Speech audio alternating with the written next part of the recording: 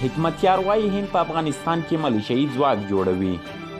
د پاکستان د بزنس ریکارډر ورځپاڼې د راپور پر اساس د افغانستان د اسلامي حزب مشر ګلبدین حکمتیار ویلي چې د افغانستان حکومت د هند په مرسته یو ملیشا ځواک جوړوي. سلام، وخت مو بخیر. د ولسمشر غني په هغه فرمان کې چې نن ارګ خپور کړ، حکمتیار د مصالحې د عالی شورا په مشرتابه پلاوي کې شامل دی. د بزنس ریکارډر د راپور له مخې حکمتیار د جمعې د لمانځه په مهال وویل د افغانستان حکومت د سولې مخالفت کوي او داسې اقدامات کوي چې د افغانستان لپاره به خطرناک عواقب ولري. د زیاته کړې هند د پاکستان په خاطر د سولې د روانې پروسې مخالفت کوي او غواړي چې د افغانستان له حکومت سره په ګډه یو ملیشیایي ځواک جوړ کړي. د همداراز ادعا کړې ده چې د افغانستان حکومت د سولې مخالفت کوي او نه غواړي چې طالبان د اوسني نظام برخه واوسي.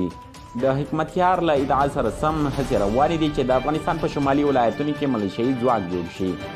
د دا ویلي چې د افغانستان حکومت هڅه کوي چې د سولې په لاره کې خنډونه رامنځته کړي، خو د امریکا او طالبانو ترمنځ شوې موافقه به عملي شي. طالبانو وړاندې ادعا کېده چې حکمتیار د پاکستان د پوځ او استخباراتو له ملاتړه برخمن دی. همداراز ادعا کېږي چې د افغانستان له دولت سره تر پخلاینې مخکې حکمتیار په افغانستان کې اوسېده. حکمتیار په خپله ادعا کوي چې په کونړ کې به تر بلې ویډیو مو په لیدو بخښنې کې خدای سپانه حاضر چې یاست. تاسې بریا زموږ ګډه وه.